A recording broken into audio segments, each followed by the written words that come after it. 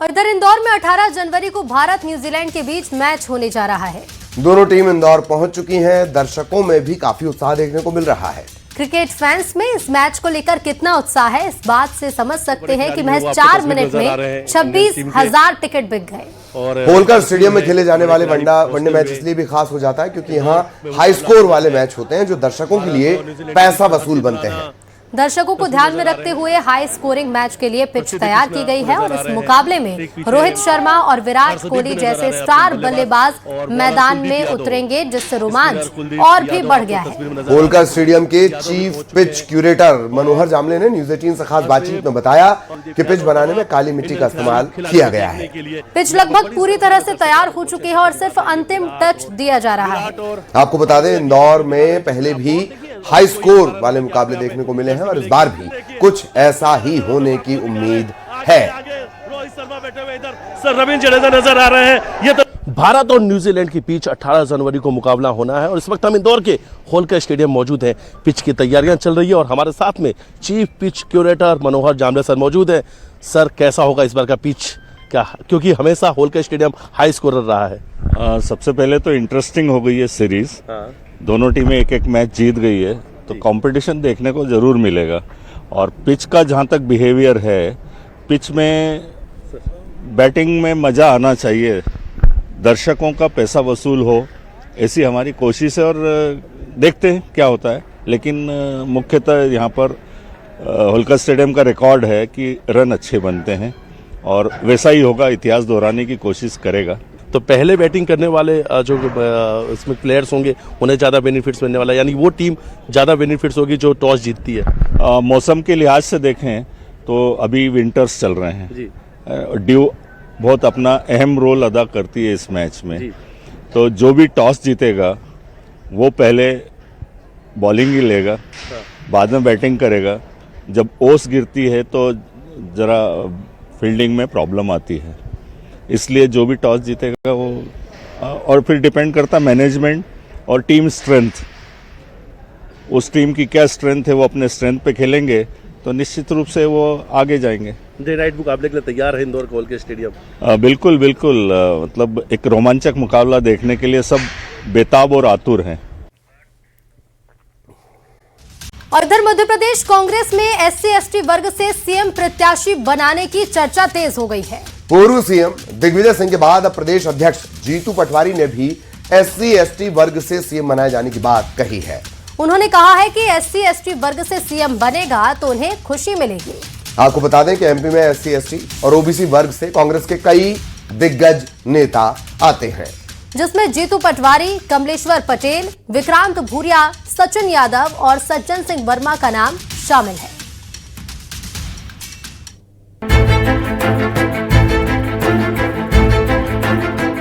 MP में चुनाव के लिए अभी करीब 3 साल का वक्त है, लेकिन कांग्रेस में सीएम फेस को लेकर अभी से बयानों का शोर शुरू हो गया है।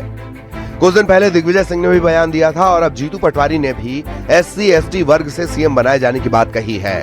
पटवारी का कहना है कि अगर ऐसा होता है तो प्रदेश के लिए अच्छा होगा।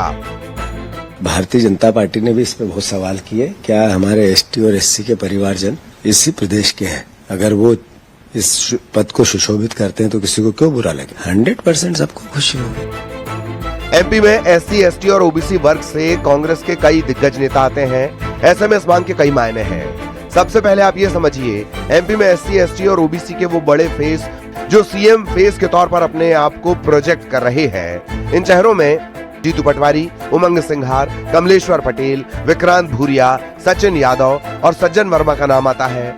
इन चेहरों में कई नेता ऐसे हैं जो कांग्रेस सरकार में मंत्री भी रह चुके हैं। जीतू पटवारी के बयान पर एमपी में सियासत तेज हो गई है। बीजेपी का कहना है कि कांग्रेस का कोई जनाधार नहीं है, ऐसे में सत्ता का सपना देखना बंद करे। उधर बीजेपी के आरोपों पर कांग्रेस ने पलटवार किया है। देखिए, दिग्विजय सिंह जी हो या जीतू पटवारी जी, इस शेख चिल्ली को भी मात दे रहे हैं। सरकार बनी नहीं, मंत्रिमंडल फाइनल कर लेते हैं, कभी मुख्यमंत्री फाइनल कर लेते हैं। अरे ये कुछ नहीं, एक दूसरे को निपटाने की पॉलिटिक्स हो रही है। जिस प्रकार से जीतू पटवारी जी चुगलखोर खोज रहे हैं और दिग्विजय सिंह जी किस प्रकार से जीतू पटवारी का रास्ता बंद करने का प्रयास कर। भारतीय जनता पार्टी को अपने अंदर खाने देखना चाहिए कि उनके यहाँ क्या हो रहा है। उनके यहाँ किस तरीके से पर्ची सिस्टम चलता है, उनके यहाँ किस तरीके से तानाशाही होती है, किस तरीके से रबर स्टैंप अध्यक्ष बनते हैं, कैसी कार्यकारिणी बनती है, सबको पता है। कांग्रेस पार्टी एक लोकतांत्रिक पद्धति से चलने वाली पार्टी है। नीचे के कार्यकर्ता से लेके ऊपर तक सभी को अपनी बात रखने का हक है। कांग्रेस संगठन को मजबूत करने के बजाय अभी से सीएम की कहानी में उलझ रही है। कांग्रेस पार्टी में सीनियर और युवा नेताओं में वर्चस्व को लेकर जंग देखने को मिलती है। कई बार तालमेल की कमी भी देखी जाती है। ऐसे में सीएम फेस की बहस नई कलह को जन्म दे सकती है। Bureau report, news 18।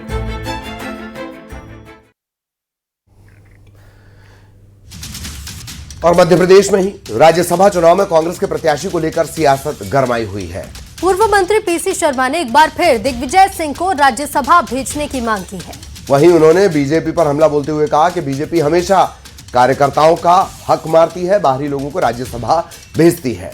तो वहीं पीसी शर्मा के आरोपों पर बीजेपी ने पलटवार भी कर दिया है और कहा है कि बीजेपी में उचित समय पर उचित व्यक्ति का चयन होता है और दिग्विजय सिंह प्रेशर पॉलिटिक्स कर रहे हैं।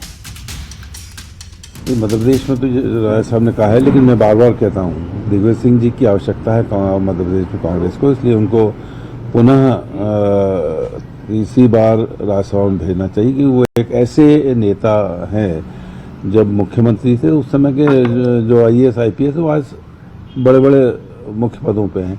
तो कार्यकर्ता हो या आम जनता, इनकी बातों को एडमिनिस्ट्रेशन उनके माध्यम से सुनता है, इसलिए एक बार उनको और भेजना चाहिए। देखिए, दिग्विजय राज्यसभा नहीं जाएंगे, ये दबाव बनाने की रणनीति है या किसी और शिकार की तलाश है, ये तो समय पर ही तय होगा। पर कांग्रेस में होता वही है जो प्रथम परिवार चाहता है, तो वहां पर कौन अपनी सेटिंग तय कर पाता है उसके आधार पर मिलेगा। बाकी भाजपा सदैव जिस तरीके से सामूहिकता से निर्णय लेती है, सही पद पर सही व्यक्ति चयन करके भेजती है, उसी आधार पर इस बार भी निर्णय लेगी। मध्य प्रदेश के तृतीय वर्ग कर्मचारियों ने अपनी लंबित मांगों को लेकर भोपाल में जोरदार प्रदर्शन किया। सतपुड़ा भवन के बाहर पुरानी पेंशन, ई अटेंडेंस समेत 11 सूत्रीय मांगों को लेकर कर्मचारियों ने जमकर नारेबाजी की और मांग पूरी न होने पर उग्र आंदोलन की चेतावनी दी है। ये पहली बार नहीं है, इससे पहले भी अपनी मांगों को लेकर कर्मचारी प्रदर्शन कर चुके हैं। कर्मचारियों ने साफ कर दिया है कि मांगें नहीं मानी गई तो प्रदर्शन जारी रहेगा और जरूरत पड़ी तो आंदोलन को और उग्र किया जाएगा। तमाम जो कार्यकर्ता हैं वो यहाँ पर आप पहुंचे हुए हैं। आप देख सकते हैं कि विभिन्न मांगे जो हैं, खासकर आउटसोर्स को स्थायी संविदा नियमितीकरण की बात हो, कर्मचारियों की पदोन्नति की बात हो, पुरानी पेंशन बहाल करने की बात हो या फिर ई अटेंडेंस जैसे तमाम मुद्दे हैं जिनको लेकर आज यहाँ प्रदर्शन कर रहे हैं। कुछ लोग हमारे साथ मौजूद हैं। सर, किस तरह की मांग है और क्या मांग कर रहे हैं? देखिए, समान कार्य समान वेतन हमारा संवैधानिक अधिकार है। मंत्रालय के हमारे जो सहायक ग्रेड 3 साथी हैं, 20 साल तक हम एक सा वेतन लेते हैं और जैसे ही 20 साल होता है उसके बाद वो जंप कर जाते हैं, और जबकि हमारे बराबर मिलना चाहिए, हमें उनके बराबर मिलना चाहिए। मंत्रालय भत्ता उनको 1460 रुपये पृथक से मिलता है, तो वेतनमान में विसंगति क्यों? शासन द्वारा नीतिगत निर्णय के नाम पर समान कार्य समान वेतन से हमें वंचित कर रही है और आज हम सब यहाँ इसलिए एकत्रित हुए कि हमें हमारा अधिकार चाहिए। बाबा साहब अम्बेडकर का संविधान हमको समान कार्य समान वेतन का अधिकार देता है। तो सर, किस तरह की मांग है आप लोगों की? लगातार आप प्रदर्शन करते हैं, क्या माने सरकार सुनने को तैयार? सूत्री मांगों को लेकर हम लोग लड़ रहे हैं। महंगाई भत्ता, महंगाई राहत तत्काल दिया जाए, CBCT खत्म की जाए और हमारा जो 70, 80, 90% का आदेश है वो वापस लिया जाए। ई अटेंडेंस को समाप्त किया जाए। हमारे लिप्को की ग्रेड पे में विसंगति दूर किया जाए।